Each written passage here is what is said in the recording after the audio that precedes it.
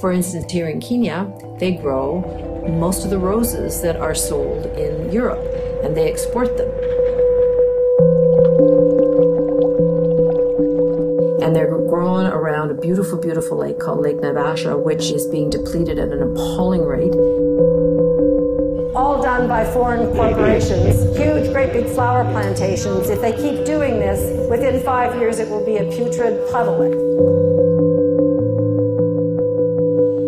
So here's one of the driest continents on Earth, exporting water, being told by the World Bank to export its water to get its way out of debt.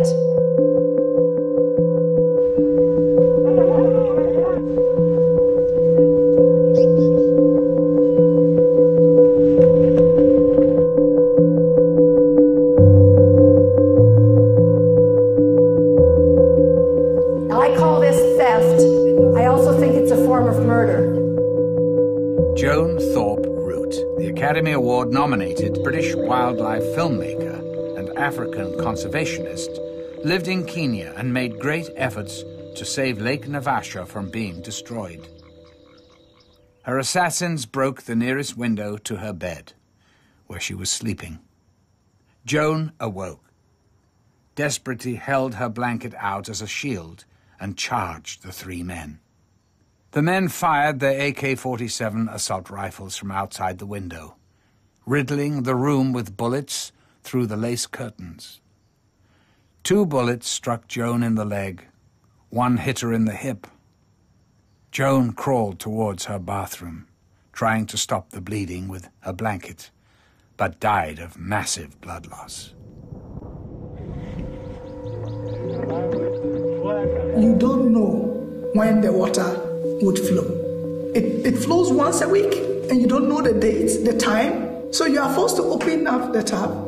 When they open their taps, it's air, and when the air blows through the taps, the meters are running, and they are charged for doing this.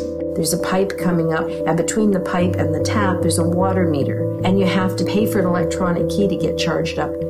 And you can look at it and you can see the water meter counting every single drop. And as one friend of mine said, I can afford about 2 flushes a month from this thing. That's how expensive it is. You know, they just throw their hands up in despair and they go back to that river that has cholera warning signs on it. If people don't have money to buy water, they go to polluted streams, they get sick. The state has to pay for their health care. You know, why don't you just use money for the necessary thing and to prevent other things that might come up?